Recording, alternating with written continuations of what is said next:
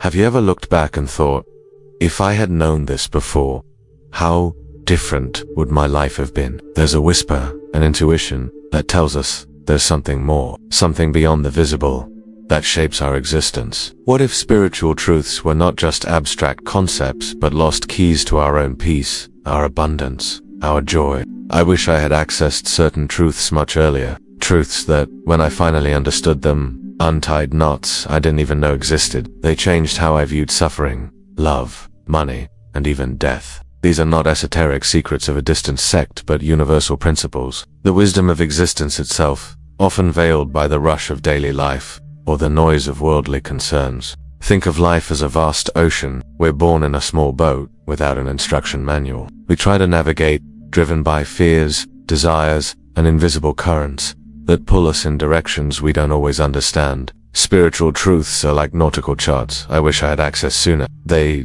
don't eliminate storms, but they teach you how to sail, how to read the winds, how to understand the tides. They give you a sense of direction and purpose, even when the horizon seems uncertain. For many, the spiritual journey begins with a crisis, a breakup, a loss, a moment of profound disillusionment. It's as if life shakes us to awaken us, to force us to look beyond the superficial. And in that awakening, the first truths that emerge are those that redefine suffering. The first truth I wish I had accessed earlier is that suffering is not a punishment, but an invitation. We grow up with the idea that pain is something to be avoided at all costs, a sign that something went wrong. But what if suffering were, in fact, a portal?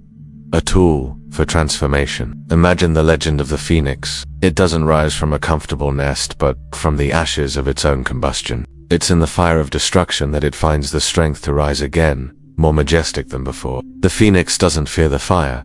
It embraces it as part of its essential cycle. Its pain is its purification. Its end is its new beginning. In Jungian psychology, there's the concept of the shadow. The shadow is everything we deny in ourselves. Fears, traumas, repressed desires, aspects of our personality we deem unacceptable. When we avoid suffering, we're often avoiding confronting our own shadow. It manifests in unexplained physical pain, in repetitive patterns of failure, in toxic relationships that seem to recur. The pain we ignore today becomes the crisis we face tomorrow. Elias was a successful man with a brilliant career, but he suffered from paralyzing anxiety, a sense of emptiness that no amount of recognition could fill. He tried everything to avoid this pain. More work, distractions, even excesses. But the pain persisted, like an insistent echo. It was only when he lost everything, his job, his status, his illusion of control, that he was forced to stop. At rock bottom, he realized his anxiety was an invitation to look at his childhood, at the fear of not being good enough that he had carried his entire life. The loss was his portal. Suffering was his guide. What is the pain you've been avoiding most in your life? What if that pain were your greatest ally, a messenger showing you the path to your own healing? The truth is that life, in its wisdom, presents us with what we need to grow, and often, that presentation comes wrapped in pain. Accepting suffering as a catalyst, not an enemy, is the first great key to spiritual liberation. The second truth I wish I had accessed earlier is intrinsically tied to the first. Everything is impermanent. Intellectually, it seems obviously nothing lasts forever. But emotionally, we resist this truth relentlessly. We cling to relationships that have run their course, to jobs that suffocate us, to fixed ideas about how life should be. This resistance is the source of much of our suffering. Think of the sand mandalas of Buddhist monks. With incredible patience and focus, they create intricate, beautiful designs filled with spiritual symbols and meanings. And, at the end of the process, the mandala is dismantled, its sand swept back into the river. This practice is not senseless destruction, but a profound meditation on It teaches detachment, the beauty of the present moment, and acceptance of the natural cycle of creation. In Hindu mythology, Shiva is the god of destruction and transformation, but his destruction is not an end in itself. It's necessary to make space for the new, for rebirth. Shiva dances over what is old and obsolete, freeing energy so that Brahma, the creator, can give rise to new forms. Impermanence is not a threat, but the very pulse of life, the guarantee that nothing remains stagnant, that there's always the possibility of renewal. Sophia had built what she saw as a perfect marriage. She clung to the image of happily ever after, as if it were a lifeline. When the relationship began to crumble, she fought with all her strength to keep it intact, resisting inevitable change. The pain of separation was excruciating, not just for the loss of love, but for the loss of her illusion of permanence. Only when she finally accepted the end, when she allowed the old to dissolve, could she see the space for a new beginning, for a new way of loving herself and others. Where in your life are you resisting change? What are you clinging to with all your might, even though you know its cycle is ending? The truth is that life is in constant motion, like a river that never stops. Trying to trap that flow is like trying to hold water in your hands. Accepting impermanence is not resignation but liberation. It's the key to living fully in the present moment, free from the weight of the past or the anxiety of the future. This is a fundamental spiritual truth I wish I had understood much earlier. The third truth I wish I had accessed earlier is the interconnectedness of everything. The illusion of separation is one of the greatest sources of suffering and conflict in our lives. We see ourselves as isolated individuals, competing for limited resources in an indifferent universe. But quantum physics, ecology, and ancient spiritual traditions converge on a crucial point. We are all interconnected, like parts of the same cosmic fabric. Think of the web of life. Every living being, every element of nature, plays a vital role in the balance of the whole. When one part is affected, the entire system feels the impact. Deforestation in a distant forest can influence the climate in your city. Pollution in a river can affect the health of entire communities. This interdependence is not only ecological but also energetic and emotional. In Eastern philosophy, the concept of non-duality teaches us that the ultimate reality is one, and the separation we perceive is an illusion created by our minds. Just as ocean waves seem separate but are made of the same water, we are all manifestations of the same universal consciousness. What affects another affects you on some level. Another's joy can resonate in your heart, and another's suffering can evoke compassion in your soul. Ricardo lived in constant conflict with his co-workers. He saw them as competitors, obstacles to his success. This mindset of separation created an atmosphere of tension and distrust around him. One day, during a retreat, he had a profound experience of connection with nature. He felt the unity between the trees, the animals, and himself. This transformative experience shifted his perspective. Back at work, he began to see his colleagues not as threats, but as collaborators in a shared project. The atmosphere changed, communication flowed, and collective success became a reality. How do you perceive your relationship with others and the world around you? Do you feel isolated or part of something greater? Recognizing the interconnectedness of everything leads us to cultivate empathy, compassion, and responsibility for our actions. The truth is that the good we do to others returns to us, and the harm we cause does too. This is a powerful spiritual truth that, if accessed earlier, could have spared me, and many others, much pain and suffering. The fourth truth I wish I had accessed earlier is that reality is a projection of your consciousness. We live in a world where we're taught that the external determines the internal. That happiness lies in having, that peace lies in a problem-free environment.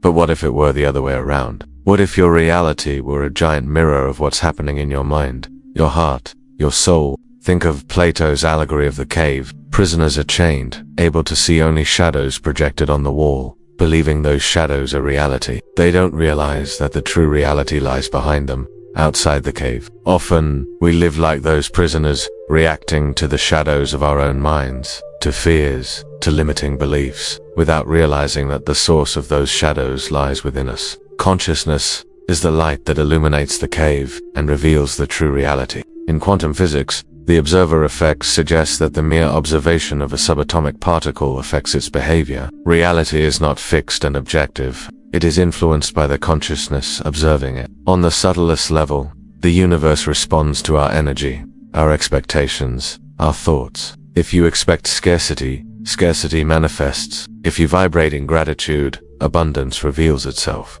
This isn't magic. It's a fundamental principle of the universe. There was a young artist, Anna, who dreamed of living off her passion. But she carried the belief that being an artist means starving. This belief was so strong that, even when opportunities arose, she unconsciously sabotaged them or couldn't fully commit. Her works didn't sell, and she lived on the edge of poverty, confirming her belief. One day, she met a mentor who made her see that the starvation wasn't in the art, but in her own mind. When she changed that belief, when she truly felt that abundance was possible for her as an artist, her creations gained new life. doors opened, and she began to prosper. Her reality didn't change from the outside in, but from the inside out. How are you using the power of your consciousness? Are you using it to create what you fear most, or to manifest your greatest dreams? The spiritual truth that reality is a projection of your consciousness is one of the most liberating. It removes victimhood from the equation and places you in the role of creator of your own life. It's an immense power, but it demands responsibility. The fifth truth I wish I had accessed earlier is that gratitude is the currency of the universe. We grow up focused on what we lack, what we want, what we haven't yet achieved, and this mindset of lack keeps us trapped in a cycle of dissatisfaction. Gratitude, on the other hand, is a portal to abundance, a recognition of the wealth that already exists in our lives, even in the simplest things. Think of the parable of the talents, where the servant who multiplied his talents was rewarded, while the one who buried his out of fear lost the little he had. Gratitude is not a passive attitude, but an active way of multiplying what you have.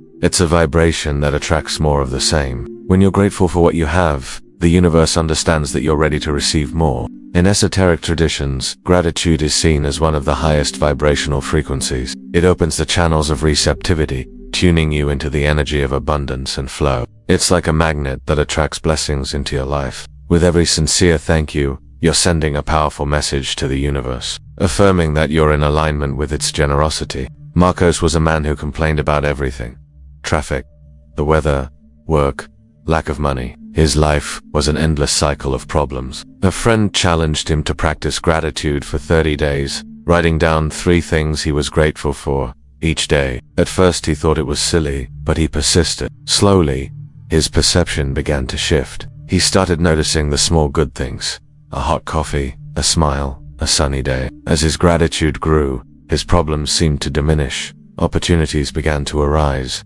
and his life transformed. What are you genuinely grateful for in your life today? Not the big achievements, but the small blessings, the details that go unnoticed. Practicing gratitude is a revolutionary act. It's a way of retraining your mind to see abundance where you once saw only scarcity. This spiritual truth is one of the simplest yet most powerful, and I would give anything to have embraced it much earlier in my life. The sixth truth I wish I had accessed earlier, deeply connected to all the others, is that you are the creator of your own reality. Not in the selfish sense that your superficial desires will magically manifest, but in the profound sense that your energy, beliefs, and intentions shape your life's experience. For a long time, I felt like a victim of circumstances, at the mercy of events. But the truth is that, even if we don't control everything that happens to us, we control how we respond, and more importantly, how we co-create the next step. Think of the myth of the architect. In various traditions, there's the idea of a great architect of the universe, a being who conceived the order and structure of all existence. But what if you, too, were a small architect, building your own life, brick by brick, with your thoughts, emotions, and actions? With every choice, every word, every intention, you're adding a new element to your creation. In analytical psychology, individuation is the process of becoming who you truly are, integrating the conscious and unconscious parts of the psyche. This process involves taking responsibility for your life, recognizing that you're not just a product of your past, but a being with the power to shape your future. It's an acknowledgement of your own agency, your ability to choose, learn, and evolve. There was a writer who dreamed of publishing his book. He spent hours writing but doubted his talent, his ability to be recognized. He sent his manuscript to publishers, but always with the expectation of rejection, and that's exactly what happened. One day, exhausted from struggling, he decided to change his stance. He started to believe that his story needed to be told, that he was a writer. He didn't change the publishers but changed his energy. He began sending the manuscript with conviction, and to his surprise, he received a publishing offer from a publisher that had previously rejected his work. He didn't change the external world but changed his consciousness as a creator, and reality responded. Where in your life do you feel powerless, as if you're a mere spectator? What if you started seeing yourself as the author of your own story, the architect of your reality? The spiritual truth that you are a creator is one of the most empowering, and I wish I had claimed it much earlier. It doesn't promise that life will be easy, but that you'll have the ability to shape your journey, learn from challenges, and build the life you truly desire. If suffering is an invitation, impermanence your greatest teacher. If the reality we live is a reflection of what we cultivate within, if gratitude is the currency that makes the universe turn, and if we are, in essence, the architects of our days, and the deepest truth, the one I would give anything to have accessed earlier, is that you are not seeking spirituality. You are spirituality in manifestation. You're not chasing truth. You are the truth revealing itself. You're not searching for the divine.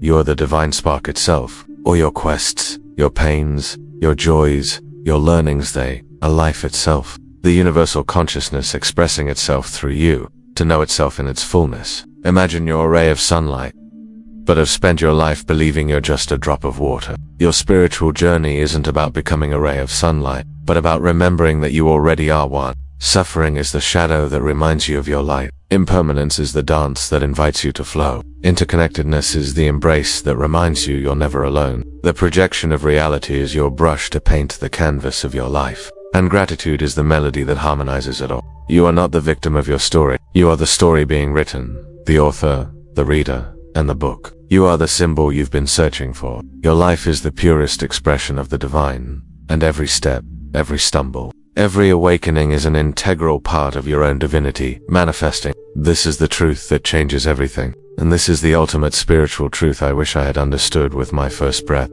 So, take a deep breath. Let this truth settle within you. Life isn't about finding answers, but about living the questions until they transform into revelations. Your journey is unique, but the truths that sustain it are universal. And you, in your essence, already hold all the keys to your own fullness.